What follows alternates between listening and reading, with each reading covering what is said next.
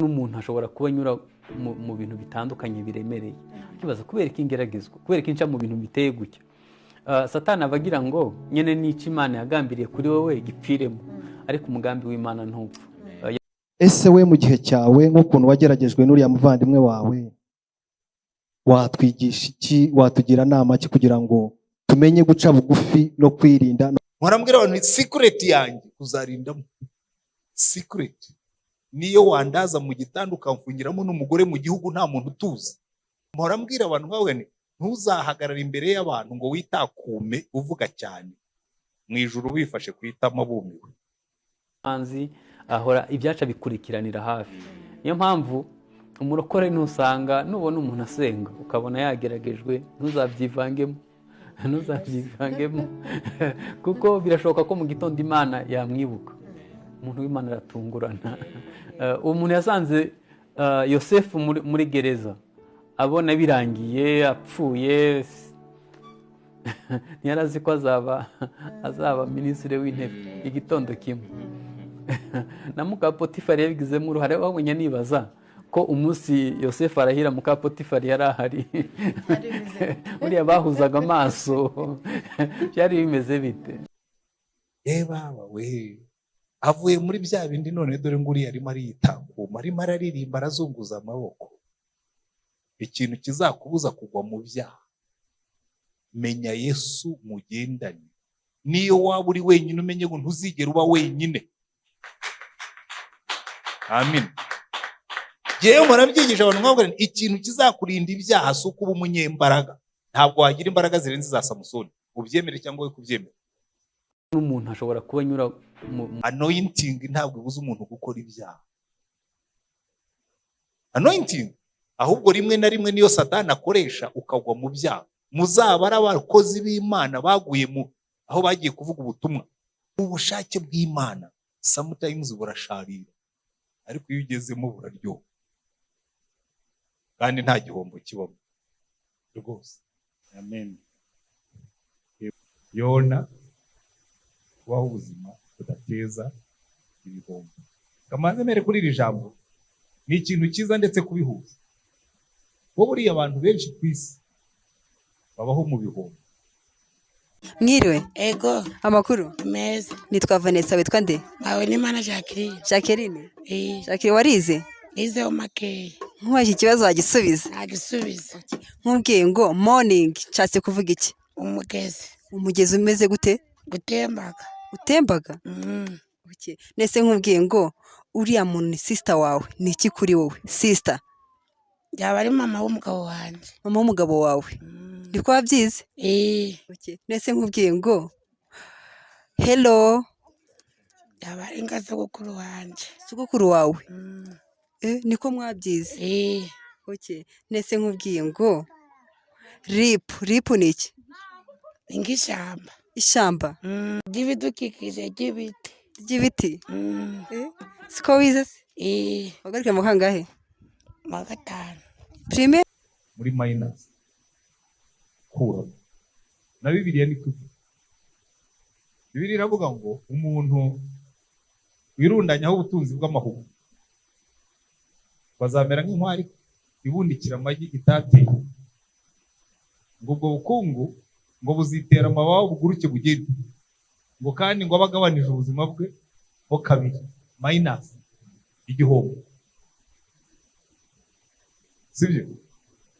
Imigani igice cya 14 umurongo wa 34. Salomo aravuga ngo ibyaha bikoze isoni amoko yose, ariko gukiranuka bishyira ubwoko hejuru. Iyo uri mu buzima bw'ibyaha uri muri minus.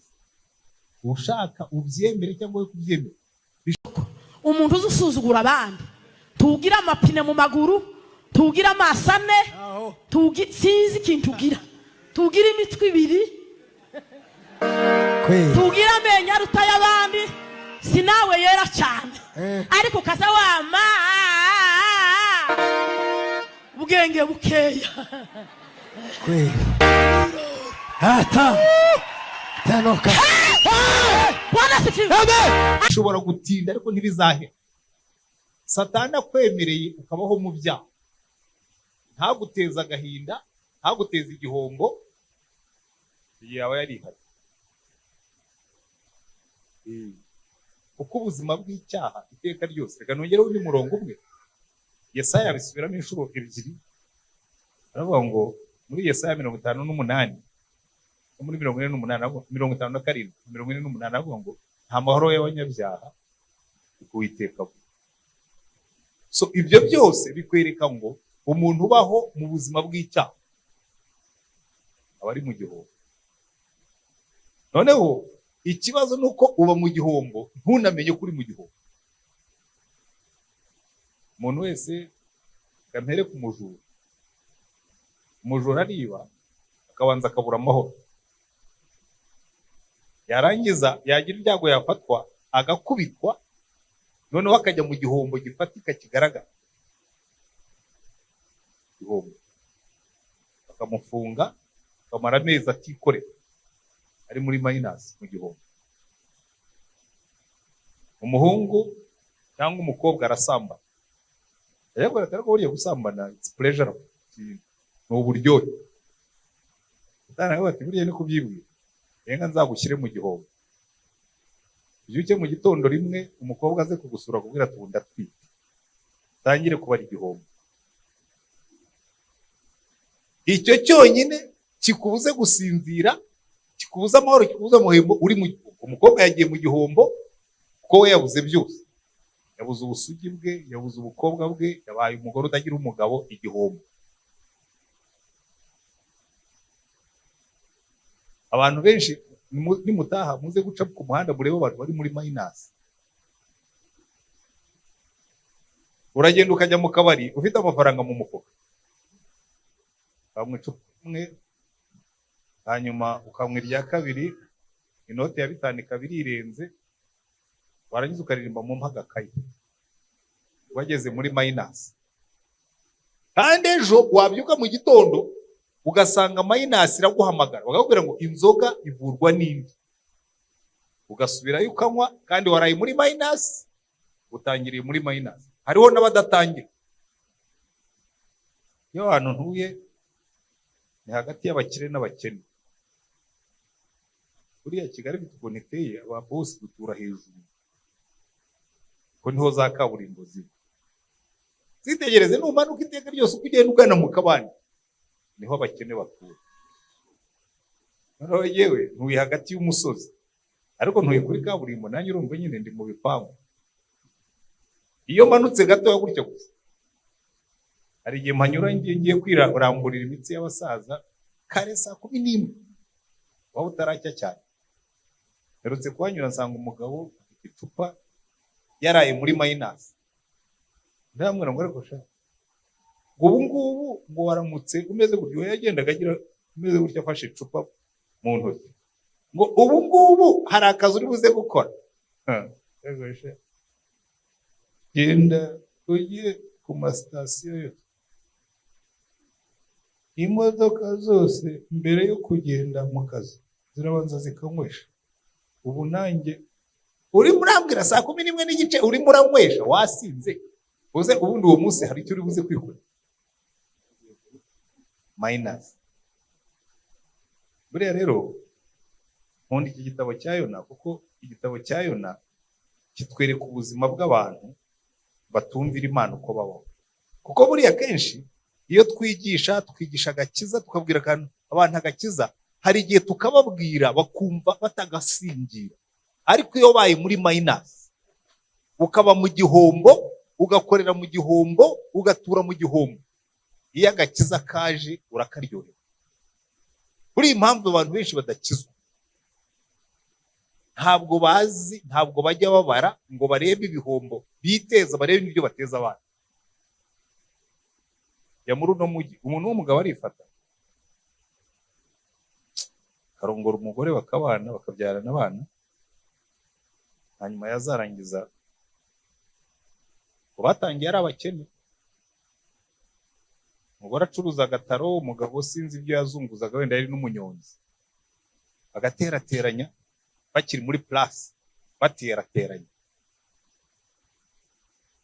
Noneho bakazagera ahantu bakagira akantu k'akabutike, umugabo akava mu bunyonzi akamwatera n'umugongo ntugikunda, umugore agakomeza akazunguza, umugabo akajya mu kabutike, Imana ikagaha umugisha, kagakura, hakavamo butike nyabutike, igakura hakavamo iduka, umugabo akagura imodoka, noneho akagenda uyu mugore ndabona adahuye n'igihe ngezemo, agasubira muri minus. Ntabwo mujya mubona muri uyu mujyi. Rero buriya icyaha cyose uzafata gisubiza umuntu muri minus. Impamvu mfata urugero rwa Yona, buriya Yona ndamukunda cyane, ndaza kubabwira icyo mukundira. Iki gitabo cy'umuhanuzi Yona ni igitabo kigufi, yamushatse kugisoma ni ipaji imwe gusa n'igice, nawe sinzi ko n'igice kirimo, ni ipaji imwe imbere n'inyuma. Ushatse waza kwicara uyu mugoroba ukagisoma ukakiryoherwa nk'uko ujya kiryoherwa iyo gisomye. Kuko Yona ni urugero rwiza rw'umuntu w'Imana utumvira Imana. Bamwe bajya bibaza ngo ariko ngo buriya Yona yabayeho. Icya mbere kikomeza ko Yona yabayeho, aranditse muri Bibiliya, ni umuhanuzi wemewe. Mu Bami ba kabiri igice cya 14 umurongo wa 25 baratubwira ngo Yona yahanuriye umwami witwaga Yerobowamu, aramubwira ati uzagaruza ingabano za Isirayeli zose. Yona mwene Amitayi arazwi, aranditse no mu bindi bitabo. Amen. Noneho Yona hano umuhanuzi uzwi wemewe, Imana iramuhamagara iramubwira ngo Yona ndakwemera, uri umuhanuzi, none ndagira ngo nkwemishe, genda ujye Niniwe uhanurira abantu b'i Niniwe, ubabwire yuko ibyaha byabo byirundanije bikaba byageze imbere yanjye, bihane. Haleluya. Rega buriya Yona ni mukuru wacu. Natwe dutuye mu isi irimo kurimbuka, natwe dutuye mu isi aho ibyaha byirundanije bigera imbere y'Imana, kandi atubwira ngo nimugende mubabwire. Ariko Yona arabireba aravuga ati bariya abantu b'Niniwe ntabwo nzajyayo. Hari impamvu zisobanutse zituma atajyayo. Cya mbere, Niniwe hari kure. Kuva iwabo Yona yari uwo muri Isirayeli y'amajyaruguru, i Samariya, yo yari kapitali ya. Kujya Niniwe harimo nka kilometero nk'ibihumbi bingahe. None ubu uru rugendo ni rurerure, shaka undi utuma. Icya kabiri, aba Bashuri, Niniwe yari kapitali y'Abashuri, ubwami bw'Abashuri bwari butangiye gukomera. Yona akavuga ati ninjya guhanurira Abashuri, ahubwo Imana itugiriye neza yabakubita, imbaraga zabo zikagabanuka. Kandi murabyumva, finalma Abashuri nibo baje kujyana Isirayeli y'amajyaruguru mu bunyagano. Dongo Yona yari afite impamvu, avuga ati ntabwo ari ahantu ntabwo ndi bugiye rwose, Mana urebe ukundi bigenze. Sinzi n'impamvu yamubuje, ariko yashoboraga no kuvuga ati bari abantu n'abapagani, ninjye bashobora no kunyica. Ntabwo bamenyera ibintu by'Imana. Icyo tuzi kimwe, izo mpamvu zose ntabwo Yona yazidusobanura. Icyo tuzi ni kimwe, Yona aravuga ngo ijambo ry'Uwiteka ryaje kuri Yona mwene Amitayi rimubwira ati haguruka ujye Niniwe wa murwa munini, uwuburire kuko ibyaha byabo birundanije bikagera imbere yanjye. Ariko Yona arahaguruka ngo acikire i Tarushishi.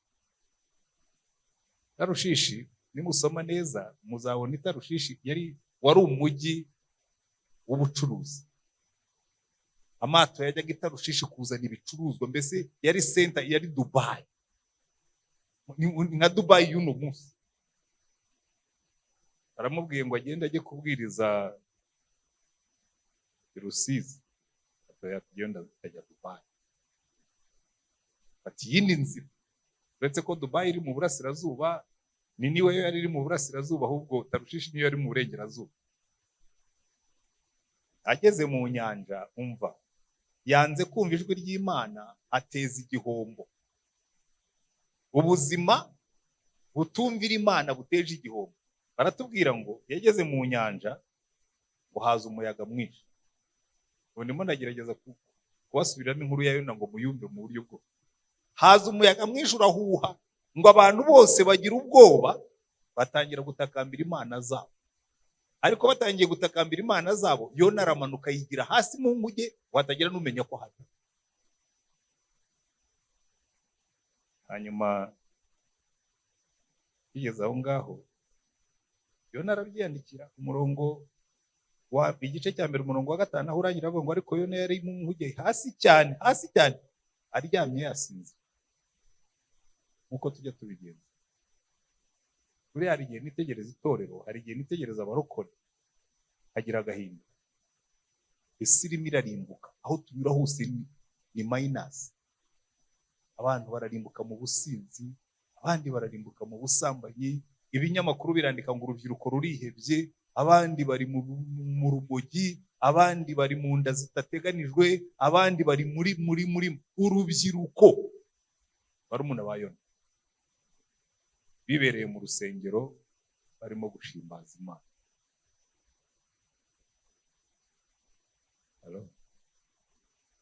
Buriya hari igihe dusoma Yona tugakora akazi ko kubona Yona ntitwibone mu ndorerwamo ya Yona.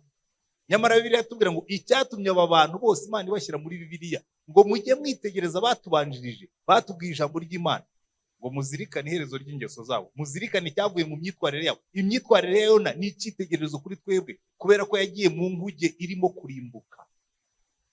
Wajya ahantu hari comfortable arasinzira.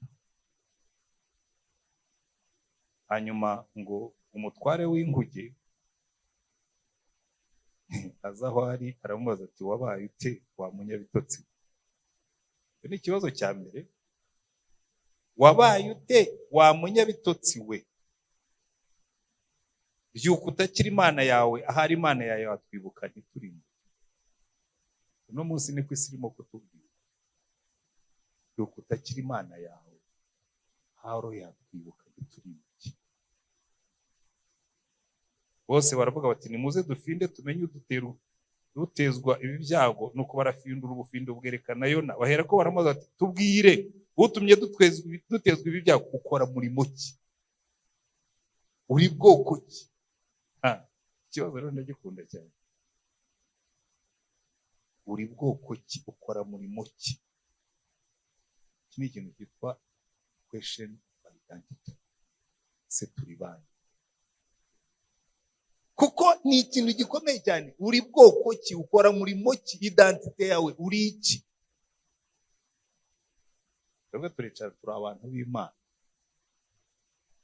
Are you sure? Urabyizera neza yuko turi abantu b'Imana, twitwara nk'abantu b'Imana, dufite umutwaro w'abantu b'Imana? Uyu ni Yona. Baramubaza uri bwoko ki? Uturuka he? Uri muntu ki? Uri wo mu kihe gihugu? Ngo arabasubiza ati umva igisubizo cya Yona rwose gisa n'icyaha. Ndi umuheburayo, nubaha Uwiteka Imana yo mu ijuru yaremye inyanja n'ubutaka.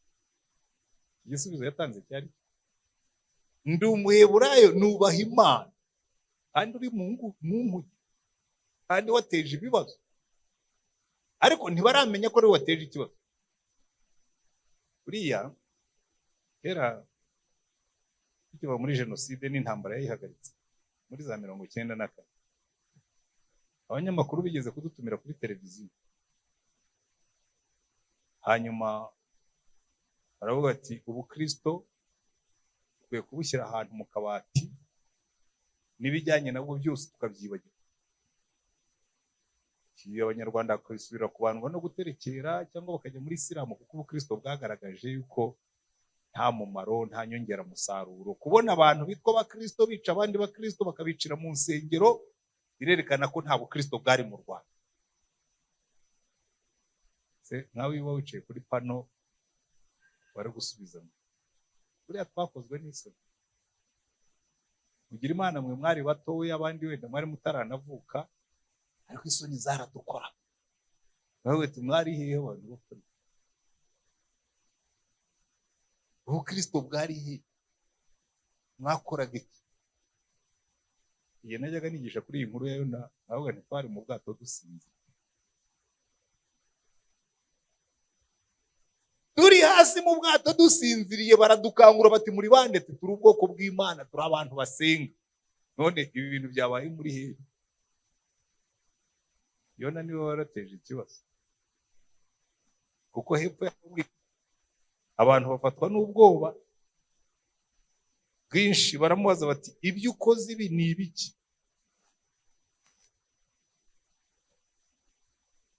Kuko abo bagabo bari bamenye ko ahunze Uwiteka, kuko yarabibabwiye. Baramubaza bati tugire dute ngo inyanja iduturize? Kuko inyanja yiyongeranyaga kwihindukiriza.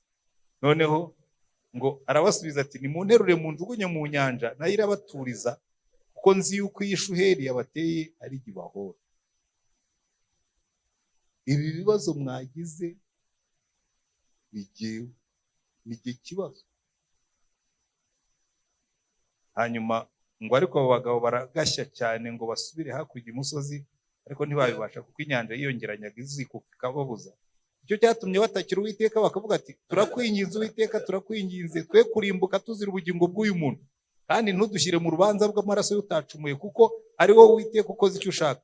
Baterura Yona bamujugunya mu nyanja, inyanja iratuza.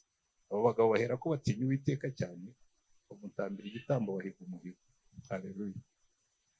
Yona muze kureba mbere, natangiye gusoma barangije kujugunya ibintu byabo, kuko umurongo wa 4 bari batubwiye ngo maze Uwiteka yohereza umuyaga mwinshi mu nyanja haba ishuheri ikomeye, inkugenda kumeneka.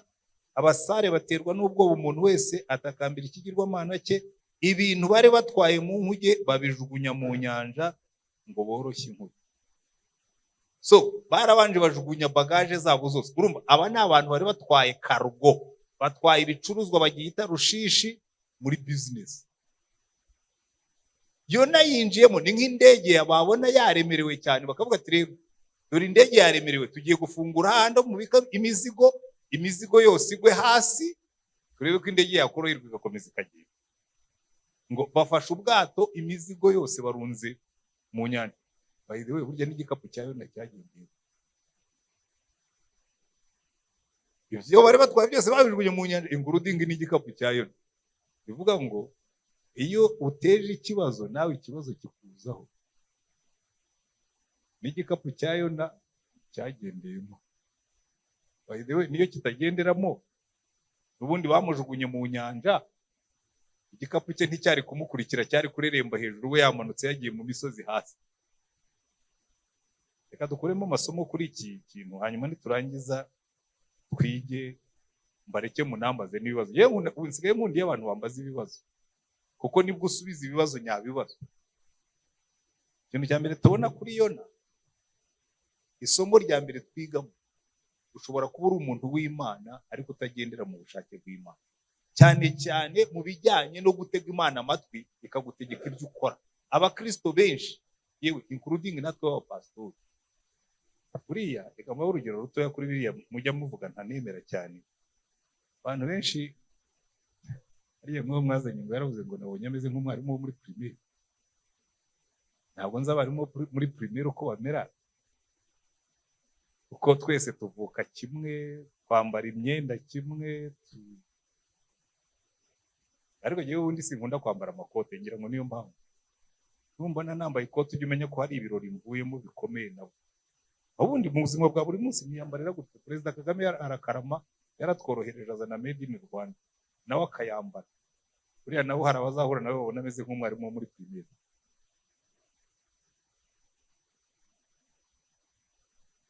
Ariko iyo nenda kubabwira, buriya hari ibintu Yesu yatubwiye. Hari umwami dukorera uko yagenda nuko yasize atubwiye. Umwami dukorera yaratubwiye ngo umuntu nashaka kuba uw'imbere muri mwe, ajya aba umugaragu wayo. Ariko igihe umuntu abantu barabyimbye bakomeye, nasaba abantu bibagiwe iby'umwami wacu yatubwiye. Hari n'amatitire yatubujije kwitwa, ntabwo mubyibuka ababwira abigishwa be ngo ntibakabita ibintu biriya na biriya na biriya. Sinshaka kubisubiramo kuko mbivuze atangira kuvuga ati hari abarimo gukritika kandi sinkunda gusebanya. Ega na dogiteri arimo, nawe yagiye ati ariko dogiteri nawe mujye munyita pastor, ubundi umuntu yitirirwa akaza akora. Yewe ndi pastor. Hari n'abaza ati ariko bishop, nawe ni iwacu, kugira ngo ube bishop muri Anglikani hari inzira bicamo, ubwo ntayiciyemo ubwo ndi pastor. Ntabwo uba bishop ngo nuko uyobora urusengero runini. izi mvi ifite ku mutwe ntabwo zingira bishop. Niyo nagira no intinga wajya unkoraho intoki zawe zikajojoba amavuta, ntabwo byangira bishop. Kuko iwacu batagutoye ngo ube bishop ubu uriho, kandi ntabwo ubyuka mu gitondo ngo ubyiyite. Namwe mubinyise ntibyafata. Oya, twebwe iwacu bigira inzira bicamo, iyo utayiciyemo ubu uriho. Sibyo? Rero bikubwira ngo umukozi w'Imana wumvira Imana ukinjiramo. Yona yari umuhanuzi wemewe, ariko atumvira Imana. Wumvira Imana rimwe na rimwe, ubundi ntayumvire. Kuri iki ngiki ntabwo yari yumviye Imana, ingaruka zavuyemo ni ibihombo kuri buri muntu wese wagendanye na Yona. Kandi nawe nenda kukubwira mwene data, nugenda wavuye mu bushake bw'Imana, abazakwegera bose uzababera igihombo, uzabateza n'ibihombo nawe ubwawe utiretse. Ariko sinzi impamvu abantu batabibona. Buriya kugendana n'Imana ni ikintu cyiza cyane. Ahangaha Yona yari umuhanuzi, ariko atagendanye n'Imana. Ntabwo wagendana n'Imana ngo wange kuyumvira. Njya mbwira bagenzi banjye b'abapastori n'abakristo nigisha nkavuga nti, ikintu cya mbere mugomba kumenya ni mumenye Imana yacu, mwige kuyumvira no kuyitinya. Aho ujya hose umenye ngo Imana irandeba. Abajene bakunze kumbaza ngo ariko pastor ngo ibyaha rwose ngo umuntu abitsinda ati, nkavuga nti byoroshye rwose nko kumenya Imana yawe. Iyo ugendera imbere y'Imana ibyaha biragutinya. Ntabwo ari wowe ubitinya. Oya. Iyo kera nkiri umusore, ubu buhamya nkunda kubutanga kuko uri instructive, suko nabuze ikindi mbwira abantu. Kera nkiri umusore nakijwe ndi umupagani, cyane cyane ku byaha by'abakobwa. Noneho maze gukizwa mbwira Imana barasemana ko jewe nanga kuzaba umuntu uvangavanga. Hari ijambo ryiza naryo ngiye nditanga mu buhamya njyamo abantu, umuntu w'uruvangavange. Namaze gukizwa sinava ku nzoga, n'ubundi igihe sinigeze mba umusinzi mu buzima bwanjye. Ntabwo nigeze mba umusinzi, nanywaga byeri mu buryo buri imiti, ariko nkakunda ibiparu byo mu kabari. Bijya mu kabari haba ibiparu by'ibinyoma gusa, ariko by'ibihwayihwayi biraho. Ariko iyo utarabivamo ntubona ukuntu biri yuzureze. Ni ibihwayihwayi, abantu baricara bagashyiraho guverinoma bakayikuraho, kandi bataba muri cabinet, nta nuzabagisha inama bagiye kwishyira. Rero nakundaga icyo gipindi cyo mu kabari. Noneho rimwe twagiye kunywa byeri, nari maze nk'umwaka umwe nkijijwe. Abasore twabanaga barambwira ariko turagukunda rwose. Tuwo uri umurokore special. Umurokore special. Immediately umwuka afata rya jambo akuramo umurokore ashyiramo omolete. Noneho mpita mbona imbere yanjye omolete special. Mwari mwajya muri restaurant bakazana omolete special, irimo jambo, irimo poivro, irimo inyanya, irimo kirakitu. Mpita nibona aba bantu ni babona ndi umurokore special, donc ubu ndi imvangavanye. Ndamabwira ni muzi ikintu, reka nguri zanyu. Ndasengereye ndavuga nti izi ngizi ni farewell party, ngiye kuba umurokore ordinaire. Kwariko se ufashwe nibiye noya, buriya murankosoye kabisa, umurokore special. Rero muri no minsi nibo dufite ba special gusa, bangavanye. Ariko ushaka gusobanuka, icyo gihe nabwiye Imana, ndabibona Imana none nazagutengwa nkasubira mu byaha. Imana ndambwira ngo biroroshye cyane, ugendera imbere yanjye kiranuke. Ndenda kubabwira mwese mwicayemo hano, umunsi uziga kugendera imbere y'Imana ukayitinya, amaso ya Yesu niyo arinda umuntu ibyaha. Ntabwo ari imbaraga z'umwuka, kuko Samusoni ajya gukubitirwa ku bibero bya Dalila yari yuzuye umwuka amaze gukubita Abafilisitiya yabarembeje. Dawidi ajya guhagarara hejuru y'inzu akabona Batisheba akaryamana nawe. Yari amaze guhimba za Zaburi na nyuma yaho yahimbye izindi zivuga ko yumvaga ameze amaze gukora icyo cyaha. Anointing ntabwo ibuza umuntu gukora ibyaha. Anointing ahubwo rimwe na rimwe niyo Satani akoresha ukagwa mu byaha. Muzaba ari abakozi b'Imana baguye mu aho bagiye kuvuga ubutumwa.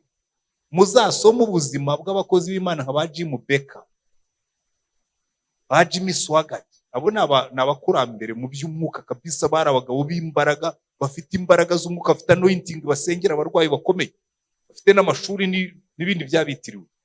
Ariko Satani akamuhengera yagiye mu giterane yabwirije, yuzuye umwuka, yuzuye imbaraga, azana umugore bakarangeza mu gitanda kwisha. Samusoni bakabamwogosha umusatsi. Ikintu kizakubuza kugwa mu byaha, menya Yesu mugendanye. Niyo waba uri wenyine umenye ngo ntuzigera uba wenyine. Amen. Jewe murabyigisha abantu mwabwira ikintu kizakurinda ibyaha si uko uba umunyembaraga.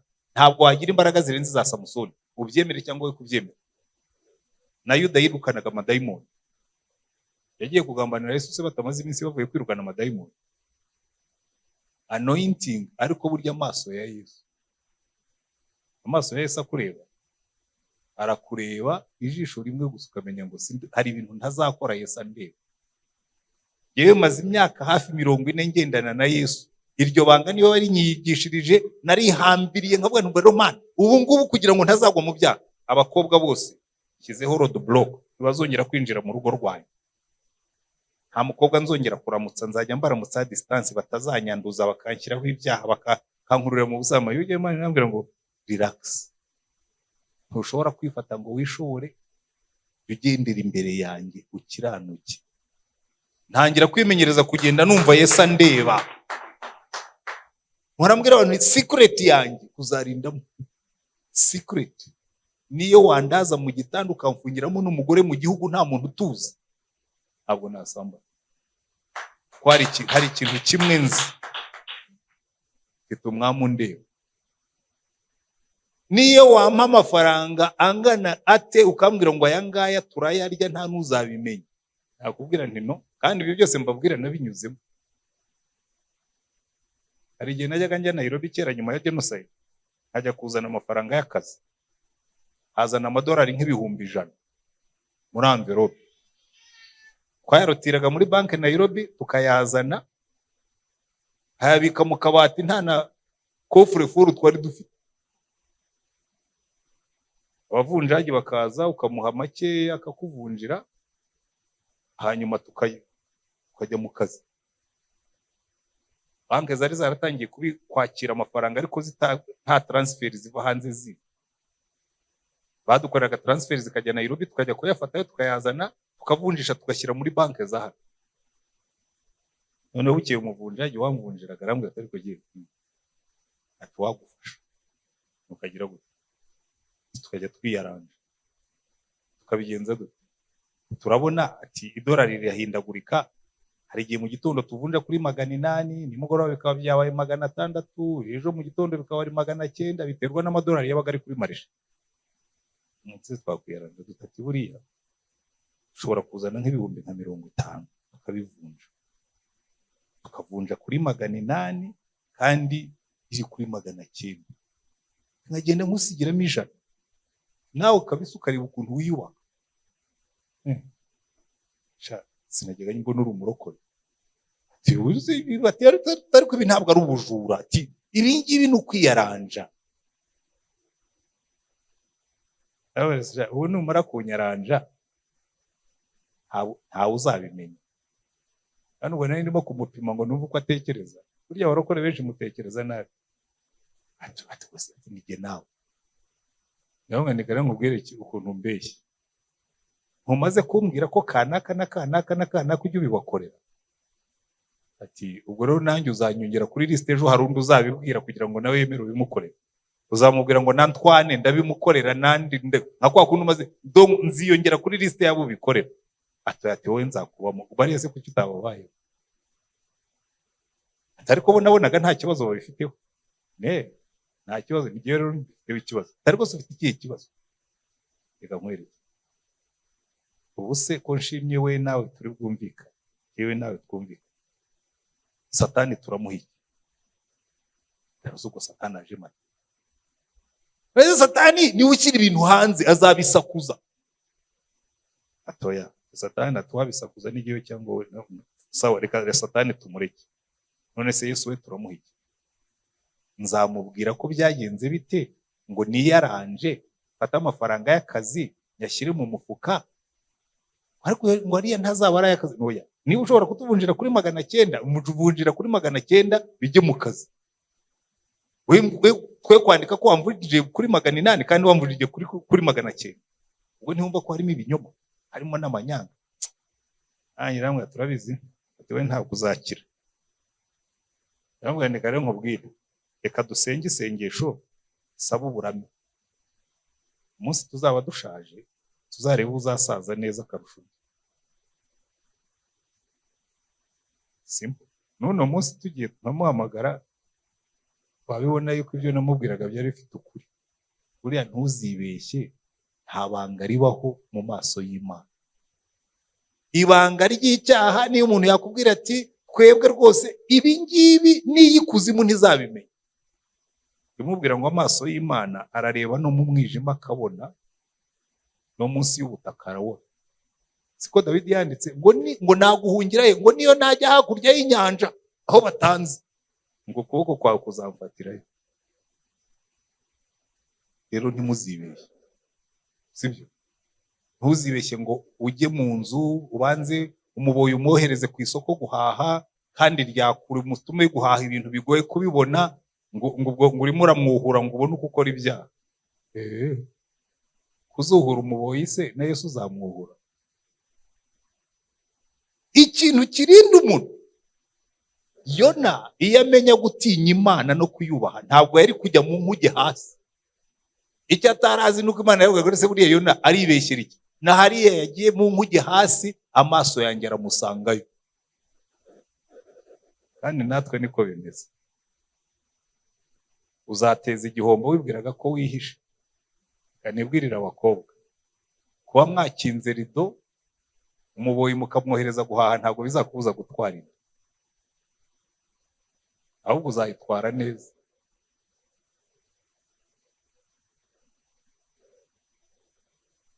kandi niyo utatwara inda mu ijuru biba byanditse yuko uri umunyabyaha uzaririmba hano mpora mbwira abantu nkawe ntuzahagarara imbere y'abantu ngo witakume uvuga cyane mu ijuru wifashe kwitama bumiwe baba we avuye muri bya bindi none dore ngo uriya arimo aritakuma arimo araririmba arazunguza amaboko hagaze hariya afashe mikorofone arabwiriza n'ibyo avuyemo ntuzakorera Imana ijuru ryikinze ryago ryumiwe Yona yagiye mu nkuge yihishamo ariko amaso y'Imana amureba next ateza ibihombo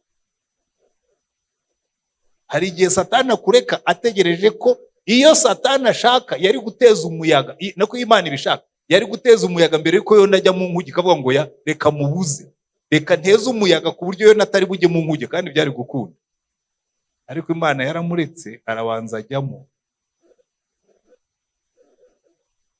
ibona kumwereka igihombo yateje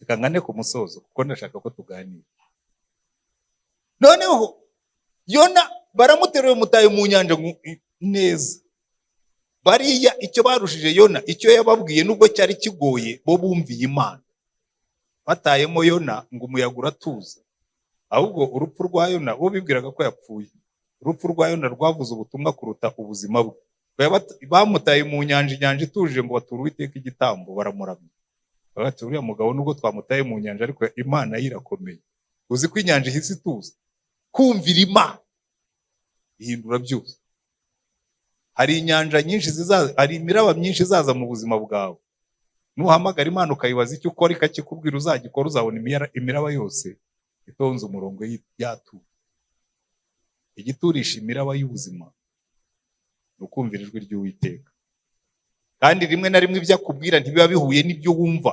Logike y'Imana ntabwo ari logike yacu. Aba bagabo ngo bagerageje kurwanya logike y'Imana bakavuga tumva ntabwo dushaka ko batubaraho amaraso y'uyu muntu, ntabwo turi umute mu nyanja nubwo yabitubwiye ko ari byo bidukiza, ngo bashyiramo imbaraga baragashya. Ngo Imana iravuga ati sawa, murarwana n'umuyaga ntabwo muri bubashe. Bageze aho ngo babonye wananiwe baramuterura bamujugunyamo.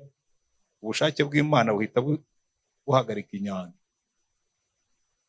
Ntuzagerageze kurwana n'Imana yaguhamagara.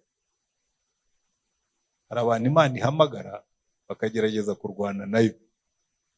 Hari abantu Imana ibwira bakagerageza kwikorera ibibaryoheye, kandi mu buzima uzahura nabyo. Yewe inshuro zose nahinduye akazi nahuye n'iyi mirabo.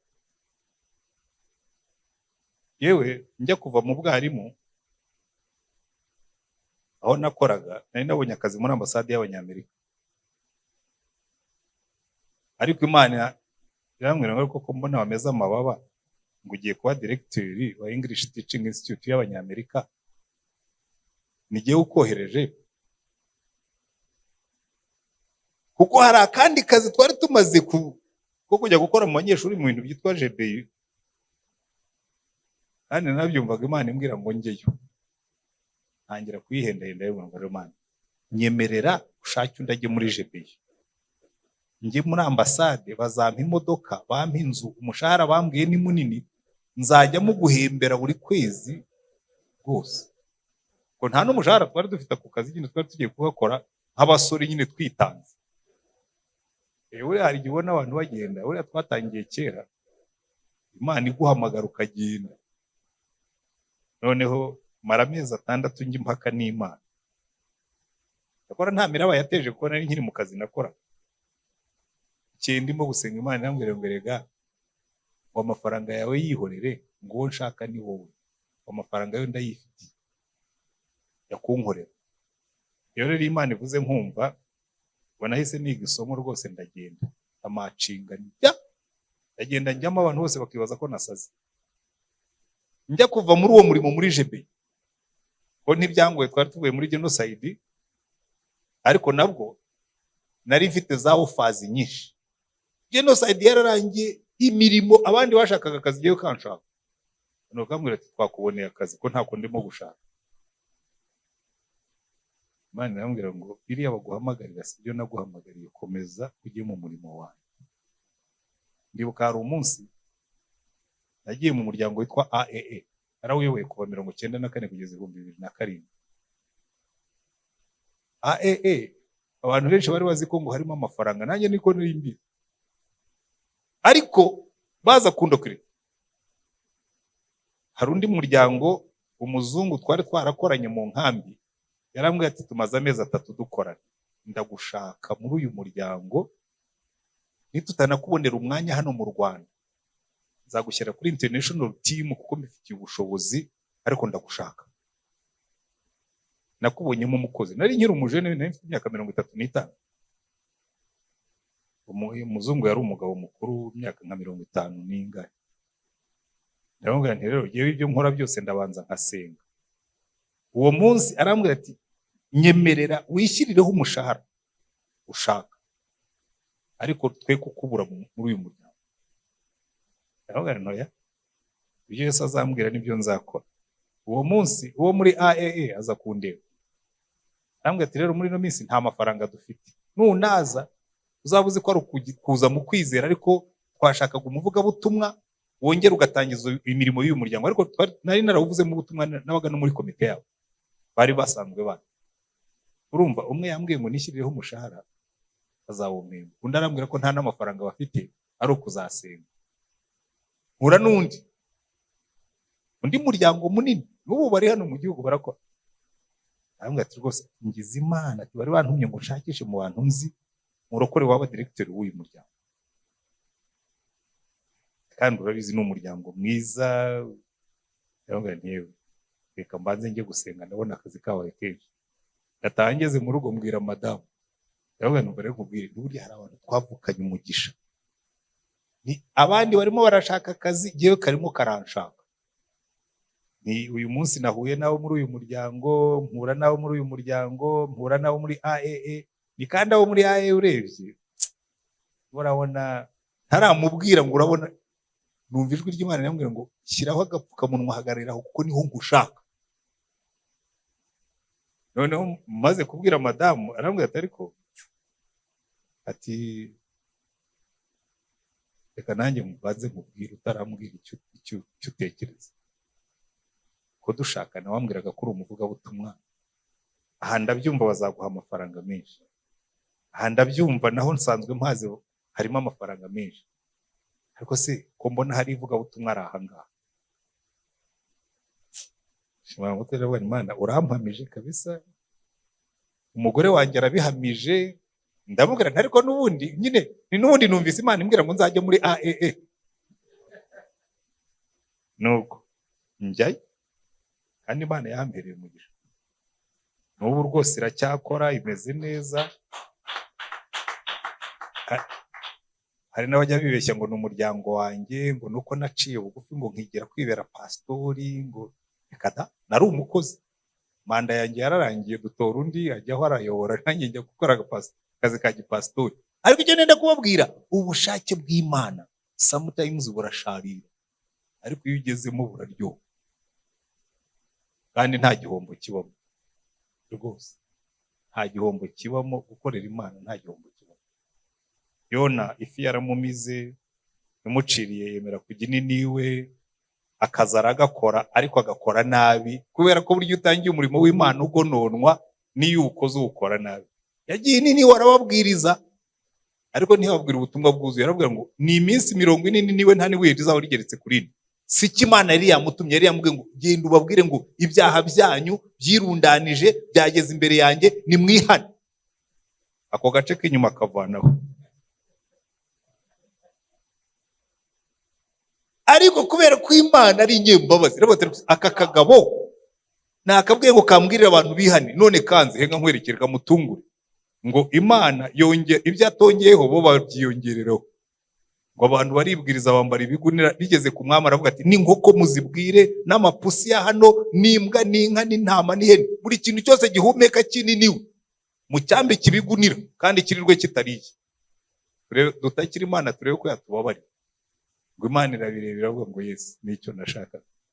Yona yicara ku musozi arababara, none wote ko kagabo umuntu azagakosora ate ko agize ko namutumye yanga kugenda, naho agendeye abikoze nabi, none nikoreye umurimo arababaye. Imana navuga ati Yona ubwo urumva uri right kubabara? Aravuga ati ndababaye, ahubwo no gupfa byandutira kubaho. Hanyuma Imana iramubwira ngo ariko Yona ubabajwe n'uruyuzi utateye,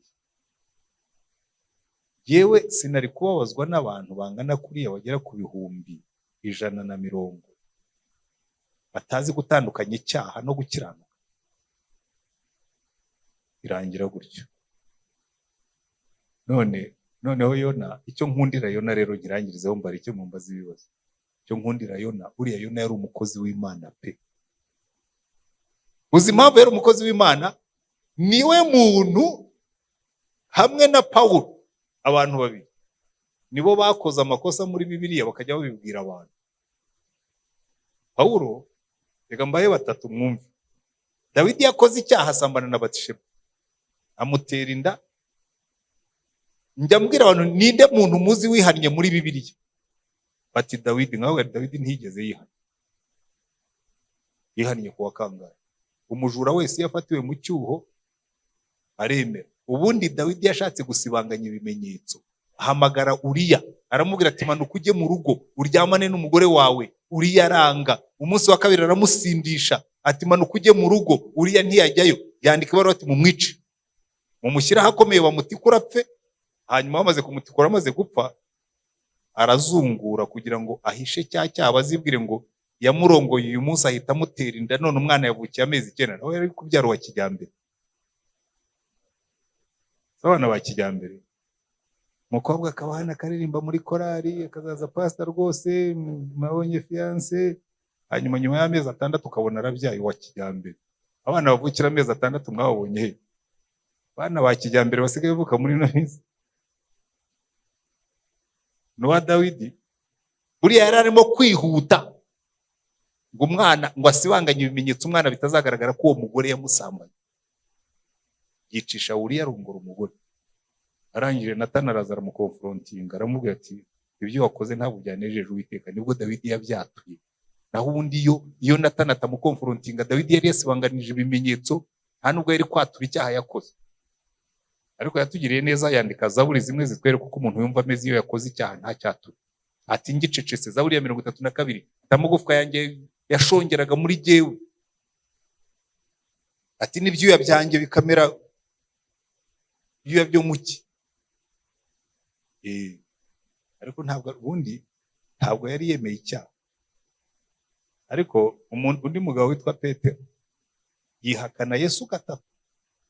Nimunshakira ahantu Petero yemeye ko yihakanye Yesu, yarasibanganije arenzaho akavuga ati rwose ati mwamuzi ko ngukunda. Yamubwira ati narakwihakanye nakubereye imbwa mbabarira. Kandi n'abantu benshi niko bihana. Buri muntu utihana agatangira ati turumva nyine ati mwumvise bya bindi byambayeho ati kandi ubwo n'umuhungu w'umuririmbyi hano cyangwa wakoze icyaha atera inda wamubwira utihane akajya imbere y'abantu agatangira ati mwumvise ibyambayeho ni ibiki se byakubaye. Hagarara imbere y'abantu bagura utumva bene data nakoze icyaha nagize intege nke ndasambana ntera inda ubu ni ikibazo kingoye Imana imbabarire namwe mbasabye imbabazi rwose mujye mumbona nka mwene so. Icyo gihe bizorohera abantu kuko ariko iyo utangiye kwigira inyarigenge ntabwo uhinduka. Ariko Pawulo we buriya muri we bantu nkunda cyo nkundira Yona yari wenyine Imana imuhamagara. Yagiye wenyine agita Rushishi. Aba basare bahiruka bamujugunya mu nyanja bo bibwira ko yapfuye. Ntabwo bazi ko ifi yamumize ikamucira hakuno. Erega by the way buriya no mu bihombo yateje n'ifi yayiteje ibihombo. Uzi kubona ifi mara iminsi 3 irwaye indigestion igifu cyaranze gukora. Yewe ariko noneho aka kantu nariye nagaki. Ifi rwara intumbyi itura ubwangati hanyuma iragenda ijya kuri boru. Ubona agatindi kavuye bukikubise hasi etaho yumvira ruhutse. Yaramurutse nyine kubera ko yari yarwaye intumbyi indigestion. Ibihombo Yona yateje byafashe no kubidukikije. Rero arangije aratinyuka arabyandika ubwe. Aravuga ati bene data reka mbabarire inkuru ya Yona mu yandi magambo. Tekereza Yona yicaye hano. Akavuga ati mbarero mbabwire bene data ntimunzi nk'umuhanuzi w'Uwiteka. Ati shaho merutse gukora amahano. Ati Imana yarambwiye ngo ningi niwe ati nigiriye itarushishi nyihunze. Ati ibihombo nateje mu nzira Imana nanjye nitwe tubizi. Ati mu nkuge bataye imizigo yose mu mazi. Ati na bagaje yanjye bayitamo. Ati bageze aho nanjye bantamo kugira ngo inyanja ituze. Yakuse nabwo nturimo kwibeshyira. Ati nateje ibihombo kabisa ntabwo ari ukubabeshya. Ati ndagenda ifiramira nayo nyiteza igihombo imara iminsi 3 irwaye urwangati. Ku munsi wa gatatu iranduka kubw'ubuntu bw'Imana. Indagenda ginini ubutumwa nanga kubuvuga. Imuvuga igice. Ariko Imana irantungura. Barihana. Ati rangije nicara ku musozi ndababara. Buriya ikikwereka umuntu w'Imana watsinzwe n'umwuka. Ubundi iki gitabo cya Yona kiri negative. Kigaragaza Yona mu ndorerwamo. Ariko Yona yacyanditse kugira ngo atwereke umukozi w'Imana wihannye akemera yuko atakoreye Imana uko bikwiriye. Nkunda Yona. Kuko niba twagiraga abakozi b'Imana bameze nka Yona nibura bajya bakora ibyaha bakihana bakanabishyira ku karubanda. Dawidi yagiye ku karubanda aririmba Zaburi z'ibyaha bye. Zaburi ya 51 aravuga ati Imana umbabarire nakoze ibyaha unyize inyama y'umuntu ndi umunyabyaha. Burya nicyo cyatumye Dawidi Imana imukunda nuko yari umwami wemera kwihana. Ariko twebwe abakozi b'Imana iyo twakoze ibyaha twe ntabwo tugikora ibyaha. Niyo twabikoze dukora nkaho ntabyo twakoze. Yona tubera icyitegererezo. Reka ngarukiriza aha ngaha tuba abantu bumvira Imana aho guteza igihombo. Imana yabwiye Aburahamu ngo Aburahamu nzaguha umugisha ubera abandi umugisha. Haleluya. Nzaguha umugisha nawe uzabera abandi umugisha, ntuzateze ibihombo. Amen.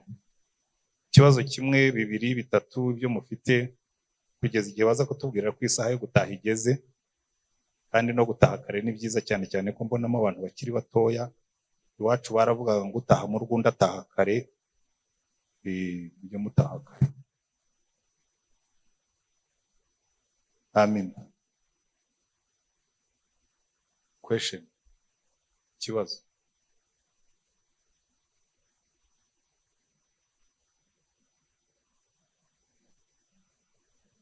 Baza gusenga hanyuma. Yego.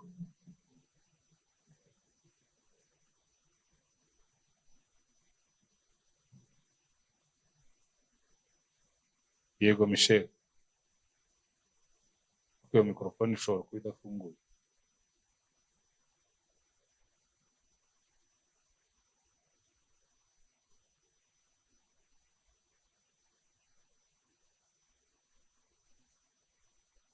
Bamugereranya nande? Yego.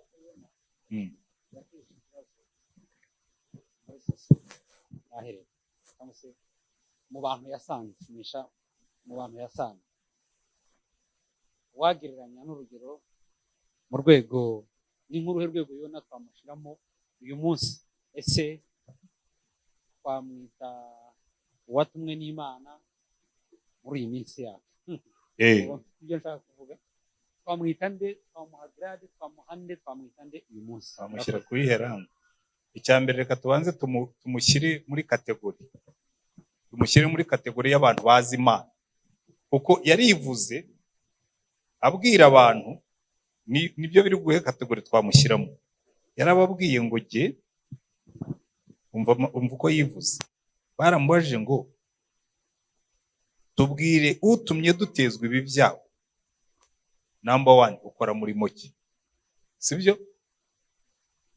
Number 2, uraturuka he? Number 3, uro mu kihe gihugu? Number 4, uri bwoko ki? Sibyo? Rero niba tugiye kumugereranya, arabasubiza. Cyambere, ndi umuheburayo, nubaha Uwiteka Imana. So Yona ni umukristo wese wo mu bwoko bw'Imana, kuko abaheburayo bwari ubwoko bw'Imana. Sibyo? Ndi umuheburayo wo mu bwoko bw'Imana. So Yona turamugira umukristo w'umurokore wo mu bwoko bw'Imana. Ikintu gijejeje cyane, ntabwo babwiye ko ari umuhanuzi. Yanze kubabwira ati kandi ndi n'umuhanuzi. Agarukirije ndi umukristo. Buriya rero hari igihe natwe wambwiye ngo twamugereranya nande, reka nze nkugereranirize ba Yona dufite muri uno munsi. Yona wa mbere ni twebwe twese twicaye hano, turi abakristo bo mu bwoko bw'Imana. Ibwira itwumvira. Ariko twongere ko na Yona yari umuhanuzi. Ariko buriya amaze gukora ibyaha, ubuhanuzi bukuraho. Hari abantu rero iyo bagiye gukora ibyaha, natwe tugira amashati ya gipastori tujya twambara, hari abandi bagira imisaraba batwara ku ikora. Iyo agiye gukora ibyaha arabanza akabikuraho. Umusaraba arabanza akawutura. Oya, turi n'abagabo bafite abagore, impeta nkabanza nkayihisha. Ayihisha. Abantu bashobora kuvuga ati ariko se utambaye impeta terega, urabona uko ngana uko umugore wanjye yitabye Imana. Ahubwo murumva stories nk'izo. Umugore wanjye ubu ngubu nyine, uko iyo uvuze gutyo hazamo n'agahinda n'imbabazi. Umugore wanjye yitabye Imana, niyo mpamvu ubona ndimo kwandavura. Bayona rero, Yona ni izo kategori zose zidasohoza ubushake bw'Imana. Ashobora kuba ari umukristo, ashobora kuba ari n'umukozi, ariko ibyo ari byo byose icyo bahuriyeho ni kimwe, ntabwo bagendera mu bushake bw'Imana. Ubwo nushaka wiyuzurizemo n'abandi ushaka. Kuko buriya yo ahagarariye kategori zombi, ni umukristo usanzwe ni n'umuyobozi.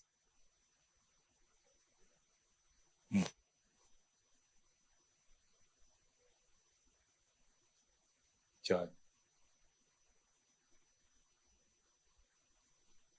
We ariko yicariye Yona,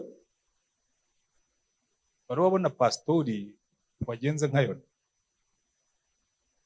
Ubu ntabwo urabona amatorero yacu yafindigiye, ahora mu ntambara, ahora mu gisebo, kubera abakozi b'Imana bahora mu ntambara. Kera muri za 99 bibiri nkaho aganiriye n'umuminisitiri umwe w'umwangilikani, nawe ariko ko bambwiye ko uri umwangilikani ko ntarakubona waje gusenga. Ahambwa ati kuva ku wa mbere kugeza ku wa gatandatu mba ndimo gukora akazi leta y'u Rwanda yashinze, ku cyumweru nkora k'Imana, nkora k'Imana ukora n'akazi. Tuzaze nkwereke inzandiko zanyu mba ndimo gusoma. Ati za Paulo, iza Petero, iza Yohana sinkizisoma, ati sigaye nsoma izanyu buno munsi. Amabaruwa twandika tubeshyana tugira dute. Bashatse batubaza ngo ariko muri bwoko ki, mukora murimo ki? Kiriya kibazo babajije Yona, natwe uno munsi bashatse bakitubaza.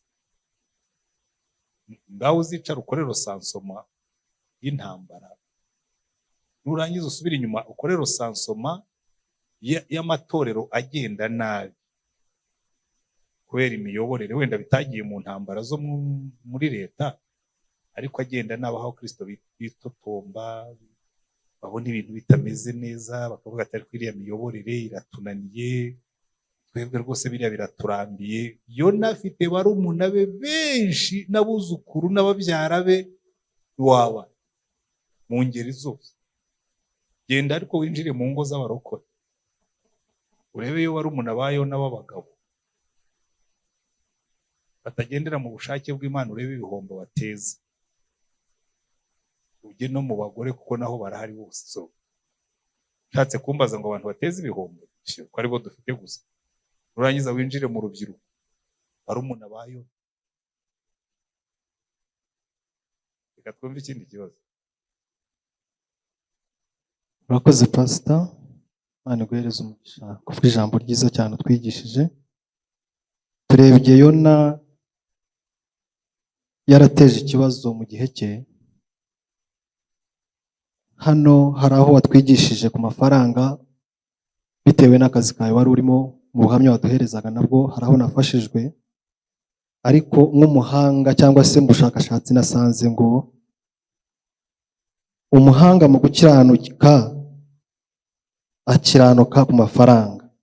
Ese hano muri iki gihe tugiye kureba abantu benshi barashaka gukira batakoze cyane.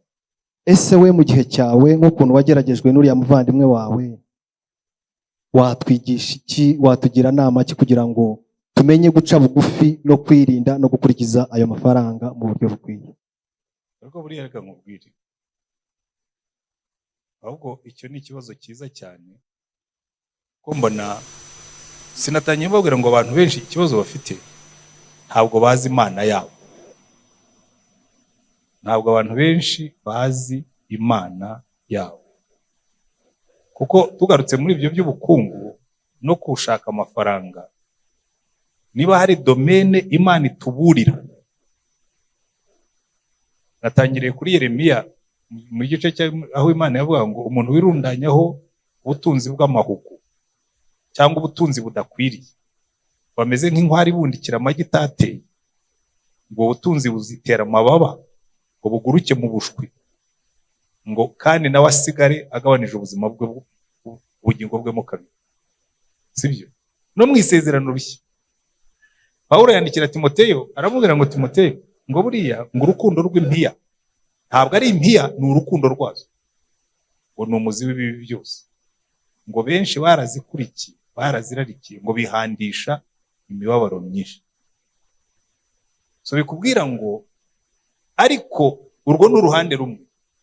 Ubundi inzira yo gukira, sinzi impamvu abantu batabibona, inzira yo gukira ntabwo ari ukurya ibitagabuye.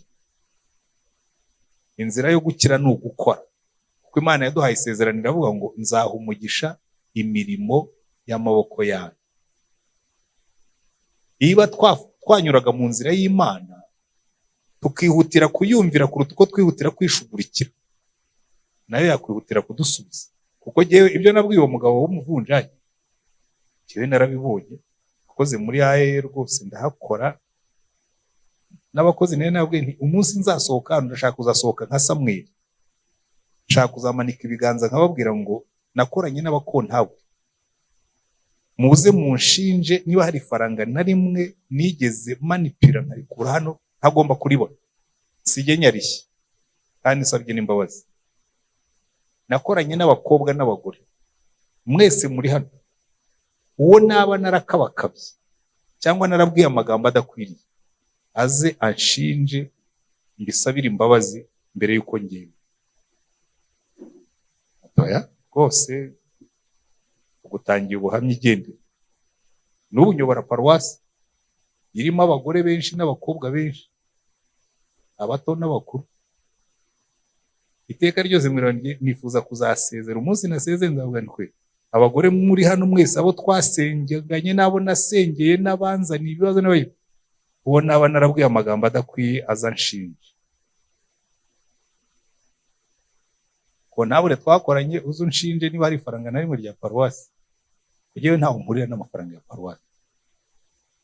Oya, nta kuzira akamanyu k'umutsima. Imana izanyihera ibyanjye kandi yarangije kubikora. Erega buri kintu abantu bibeshyeho, ntabwo gukira ari ukugira amafaranga menshi. Abantu barakubwira ngo ukagira amafaranga ngo ukajya muri Amerika, jewe mporayo kandi nta mafaranga mfite. Bagura tike bakayohereza nkajyayo, nkasanga bakodesheje hoteli nkayiryamamo, bakishyura ibiryo, abwiriza narangiza nkataha. Ese Imana igiye muri Amerika? Ntabwo bisaba kwiba kugira ngo ujye muri Amerika. Oya, kandi rwose ibintu burya gukira ni relative. Pawulo yaravuze ngo umuntu afite ibyo arya akagira ibyo yambara, akagira n'umutima unyuze, birahagije. Ibindi Imana izabyongeraho. Ariko mbabwira ikintu kimwe, hari ibintu ntajya nemera. Hari abantu badakora, bagahora bavuga ngo twebwe rwose ngo Imana ngo izadutunga. Bayidewe nta nubwo muzanyumva nigisha bwa butumwa buvuga ngo banza ngo uvide imifuka ngo Imana ibone aho ishyira. Ntabwo Imana yigeze ibura aho ishyira amafaranga ishatse kuyaguha. Ntabwo konti yawe muri banke ishobora kugira ikibazo bagushyiriyeho miliyari, so ntibakakubeshye. Ubwira abantu bige gukora, niba bamara kwiga gukora batanga icyacumi cy'ishimwe yuko Imana yabahaye umugisha. Ariko bivide imifuka, banza ubahe igishoro, ariko bahe igishoro hanyuma bazabona ahantu bahera batanga. Ejo nabwira abantu ngo batanga icyacumi batagira n'igishoro, yo no gusarura aho utabibye. Oya, iyo nyigisho njye nyumva ngo impamvu mukennye ngo nuko mutabibye mu murimo w'Imana. Bariya abantu bose bubatse amataje mu mujyi ubwira ngo biba mu murimo w'Imana, babibaga he? Yaho ngaho rero beshya abakene ngo bigishe gukora, niba bamara kwiga gukora batanga ibyacumi. Yewe nanjye ndi mu bantu babirivinga mu byacumi. Icyacumi jewe natangiye kugitanga nkiri umusore, kuko nahaye Imana urutoki turapinga. Twakunda abantu bapinga, kera undi muntu akaza akabatandukanye. Jewe nabwo Imana ngo ndaguha agatoki zana kanya, nzajya muha icyacumi ariko nawe uzamporera ibyo wasezeranije bakubahisha ibyacumi byabo. Kandi yarabikoze rwose, kuko ikintu cya mbere nayishyize imbere. Rero burya hari abantu bagira neza, abantu bafite ba landlord babi, uwaba arimo hano ashima Imana. Burya umugisha wa mbere ushobora kugira no kugira landlord mubi. Nari mfite landlord nyirinzu yazaga ku itariki nka 27 toko ku idirishya saa 12 mu gitondo, toko Antoine Karame, nje kukwibutsa ko ejo bundi ukwezi kuzaba kwapfuye nzasanga amafaranga yanjye ahari. Yabasha uyu mugabo ko ntaramwambura cyaza kumbuza gusinzira anyishyuza. Noneho maze gusoma narimo nakoze etude biblique ku bintu by'icyacu, ngira Imana barero Mana, isi ziberego ngiye kugufatira hanga.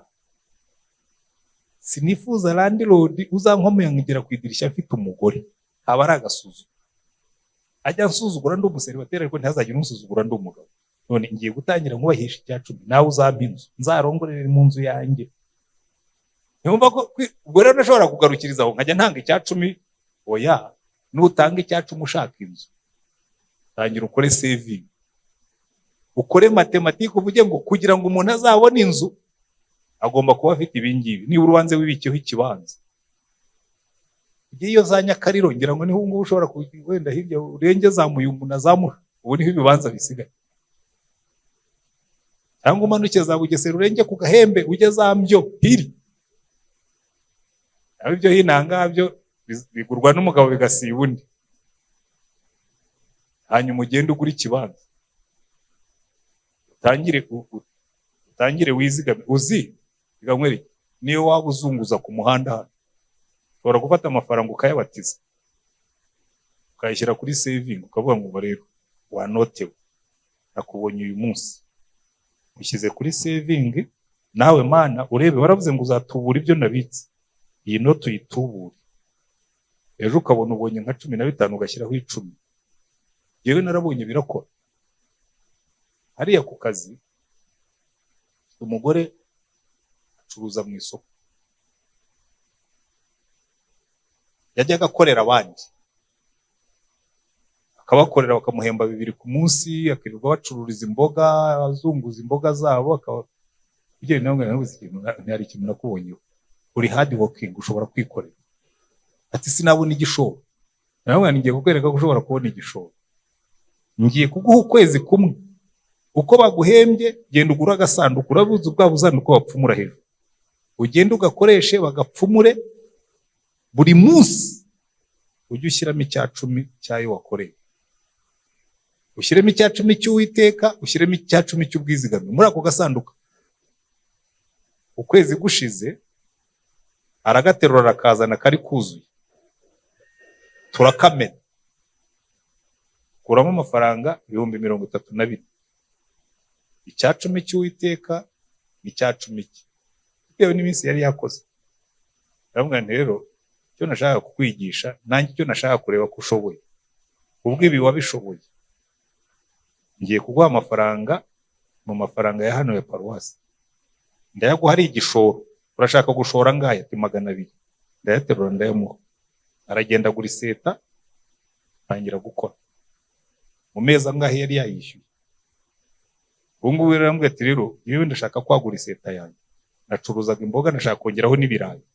Uwo nshobora kukubwira ngo nyuma y'imyaka nk'ingahe ashobora kuzaba ageze no ku bindi birenze ibyo ngibyo kubera hard working. Kandi ubona ari joyful rwose, arakora agasenga gatekereza, kandi umurebye wabona atabishobora. Rero natwe reka mbere ibyo iby'amafaranga reka tureke ibyo kujya mu bucakura n'ubujura, ahubwo dusenge dutekereze Imana iho umugisha inyuma y'amaboko yacu, tubone ibyo dutanga w'icyacu.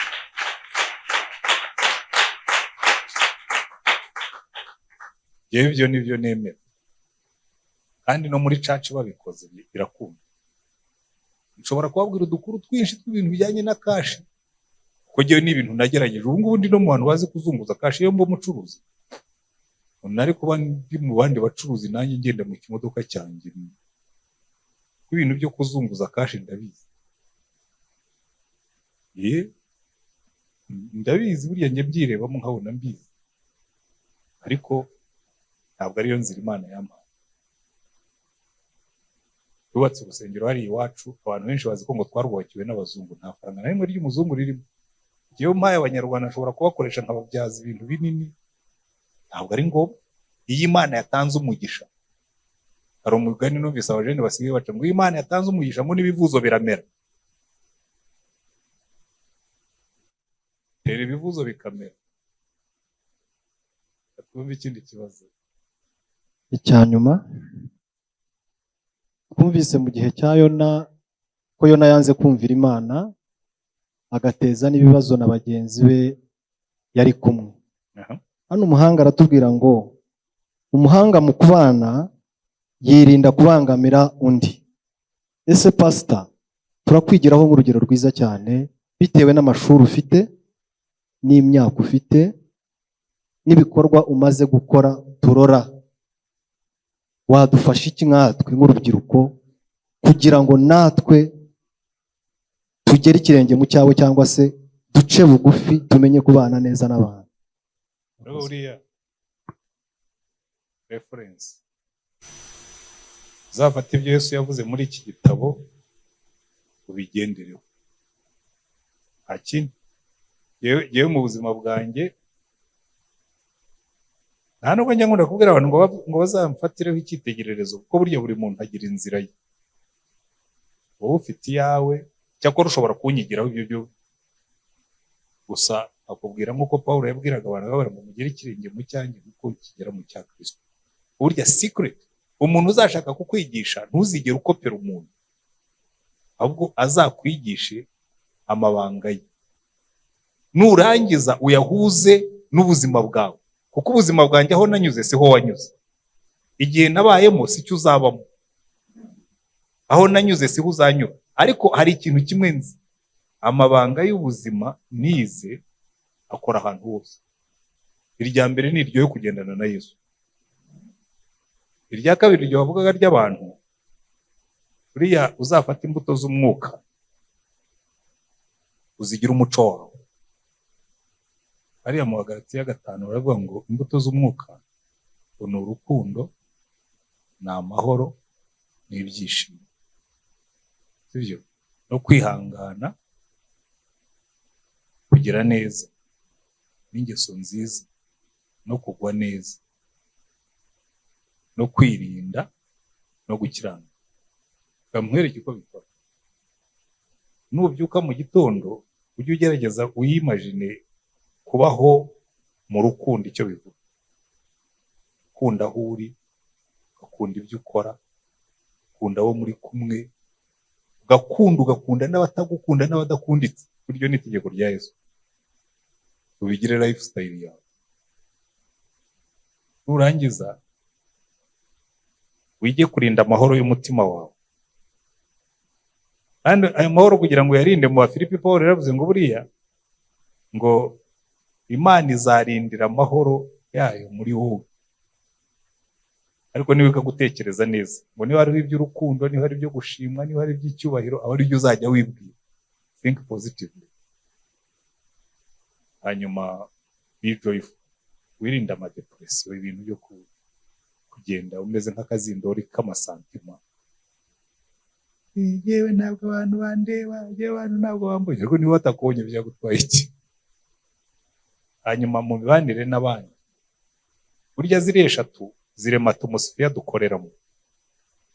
Izikurikiyeho zigera kuri 4 zikarema imibanire n'abandi: kwihangana, ingeso nziza, kugira neza, kugwa neza. Ziriya zigenga uburyo tubana n'abandi. So mu buryo ubana n'abandi applying. Ziriya zanyuma ebyiri, kwirinda no gukiranuka, zigenga uburyo dukora ibintu byose. So uburyo ukora akazi ugakore wirinda, ukiranuka. Nugenda mu nzira ugenda ukiranuka kandi wirinda. Nubuganira n'abantu ukiranuke kandi wirinda. Ibindi bisigaye bizaza nk'inyongera. Siko Yesu yavuze mushake ubwami bw'Imana no gukiranuka, ko ibindi byose muzajya mubyongerera. Iyo ni secret.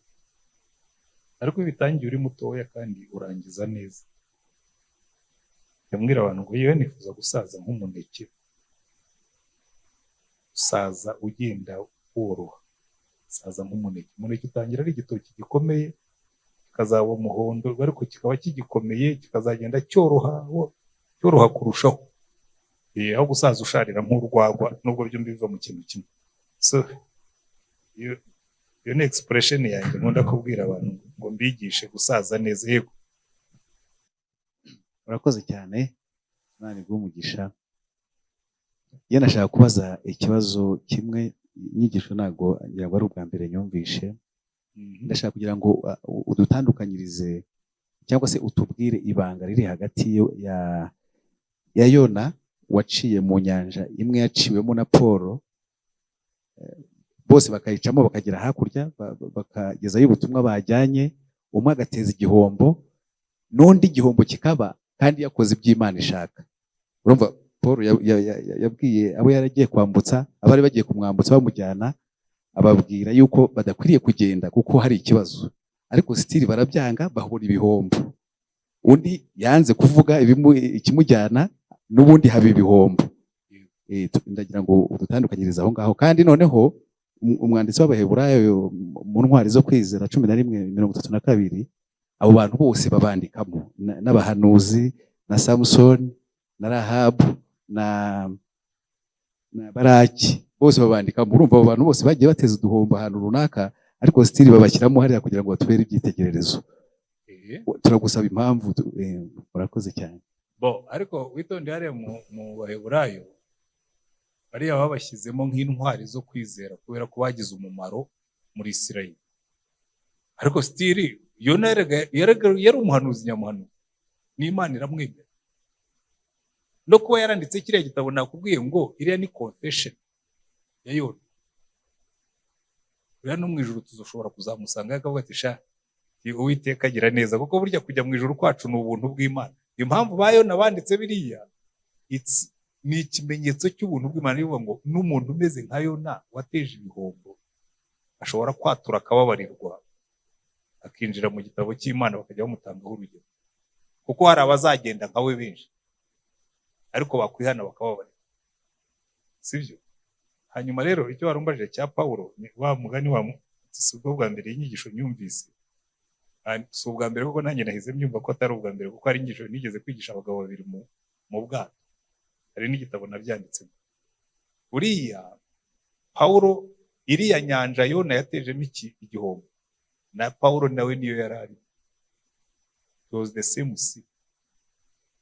Nureba kuri mapu, iriya nyanja Yona yatejemo igihombo niyo Pawulo yanyuzemo ajya mu Italiya. Ariko Pawulo abwira abantu aravuga ati ariko genda umuntu usenga Imana. Donc difference, Yona yagiye ahunga, Pawulo yagiye afunze. Bageze igihe gikomeye, Yona we yihisha mu bwato hasi, Pawulo we yababwiye n'ibyago bitari byabo. Aravuga ati ariko uru rugendo mugiye gufata ruraza kuvamo igihombo. Arambwira ngo waca we, wowe uri imfungwa, aba bantu ni ba expert b'amato, ugiye kwigirana jya rero, ugiye kutuzanaho ibintu ngo by'uburokore n'ibiki byose. Nyamara agiye mbabwira, mushatse mwanyumvira, nimuvane ubu bwatanga, nimubuvana noto turahomba imizigo yacu n'ibi bicuruzwa byose, n'ubuzima bwacu murabushyira mu kaga. Baramucishikisha banga kumwumvira, ariko baragenda bageze imbere, bya byago bibaye, abona abantu bose bacitse intege, abona abantu bose ntibari bubone imbaraga. Araza aravuga ati narababwiye mbere yuko duhaguruka ngo mwe kugenda, ariko ibi byago byatubayeho ntibibace intege, kuko jyewe ndi umuntu w'Imana usenga. Imana yambwiye ko ubugingo bwanyu bwose ntacyo buri bube, cyakora inkujyeyo muyisezereho. Umukuru utwara abasirikare uzitegereze kuva uwo munota Pawulo yahindutse commanding officer wari uriya rugendo rwose, kuko abasare bagiye guca indere, biriya bintu bya twato bakoresha muri sabotage. Aravuga ati aba bagabo nibava muri ubu bwato ntimuri bugere iyo mujyi. Umukuru w'abasirikare ahita amwumvira, indere barazitema zigwa mu mazi, barakomeza bigiye imbere. Umukuru w'abasirikare, abasirikare baravuga ati reka twice imfungwa. Baratubwira ngo umukuru w'abasirikare kugira ngo arokore Sawuli, aravuga ati ariko uyu mugabo namurebye mbona arimo umwuka w'Imana, koko ibyo yatubwiye byose byabaye. Aramuprotectinga. Baragenda bageze hakurya, niyo babereye ikiraro. Aragenda bageze ku kirwa, ngo basanga umutwaro umwami wa kiriya kirwa ngo se yararwaye macinya. Pawulo amurambikaho ibiganza baramusengera bati uyu muntu uvuye data, ngo babaha ibyo bari bakeneye byose. Ariko Pawulo yari yamaze kubakuramo kuko ngo n'inzoka yamuriye igikonjo, arakireba kirereta ngo arazunguzanaga mu muriro, ahatarwa uyu mugabo agomba kuba ari umwicanyi. Akiza inyanja, ageze hano Imana iramuhannye, inzoka iramuriye. Haciyeho amasaha babona ntacyo abaye, barabata ahubwo ni Imana iduhagazemo hagati, ubashaka gutamba ibitambo. Rero bikubwira ngo uzabyitegereze neza urebe. Ageze ni Roma, umukuru w'abasirikare aramubwira ati ufite kashi, ushobora kwikodeshereza inzu, ndashyiraho abasirikare bakurinde, ariko we kujya muri gereza. Ngo yikodeshereza inzu, donc ajya muri residence surveillée nk'uko bayita, afungirwa mu rugo. Kubera iki? Kubera serivisi yari yato. Buriya rero abantu bazatangira kutwubaha utangira kuzana impinduka. Njya mbyigisha abapasitori nkababwira buriya igihugu kizatangira kutwubaha umunsi bazabona twagize umumaro ufatika. Iyo mvuze ufatika si uko tudafite umumaro, dufite umumaro wo kohereza abantu mu ijuru, ariko ntabwo turazana umumaro ukiza abantu imiraba mu nyanja, ngo bageze ahantu bavuga ngo aba bantu nibo barimo kuzana impinduka mu gihugu. Turabikora rimwe na rimwe bigafata, bakatwubaha mu gihe gitoya tukaba tubivuyemo, ariko umunsi tuzabigira imibereho.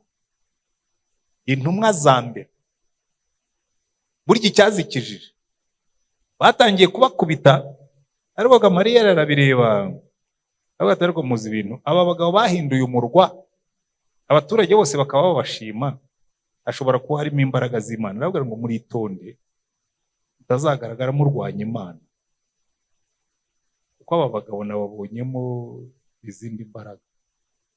Byavuye ngo bari bahinduye umurwa, ngo nta mukene wababagamo, ngo kandi barumvikanaga. So umunsi tuzakora bene ibyo ngibyo, natwe tuzamera nka Sawuli kuri iriya nyanja, bazatwubaha. Si ibyo bibazo ntibirangiye. Reka abo bantu batahe, abo bana bajye mu rugo. Kereka kuba bafite ikindi kibazo kimwe nagisubiza, ariko ntidutinde. Reka nabyo ni ikinyabupfura tugomba kwiga. Sinabonye benshi ari abajene, iyo munyumvira mutahe kare, kereka bafite geto zabo.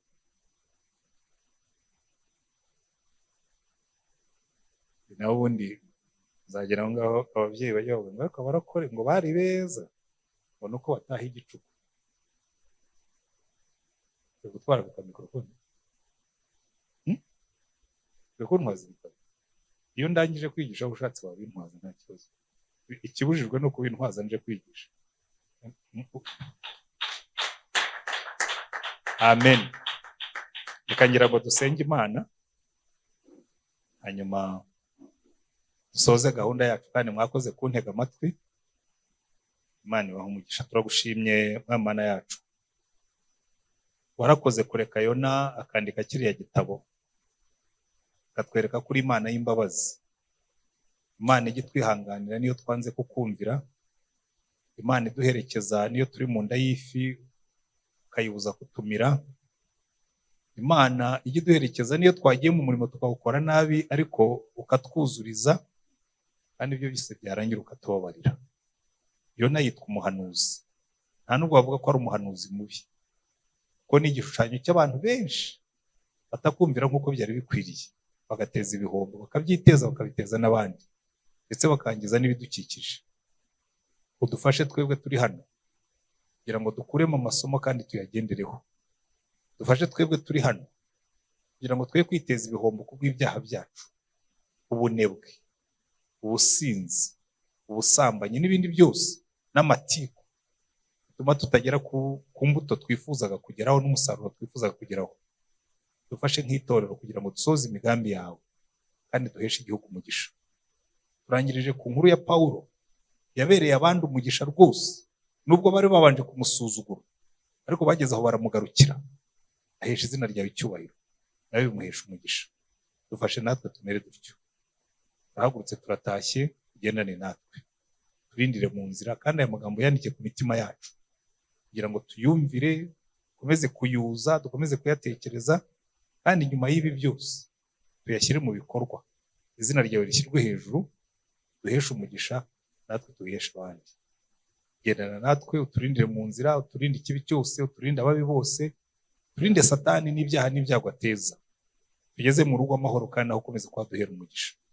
Umugisha iki gihugu cyacu, gihe umutekano, gihe amahoro, gihe uburumbuke, kandi buri munsi imbaraga z'umwuka wawe wera zikorere mu itorero ryawe no mu bantu bawe, kugira ngo tubone benshi bahinduka.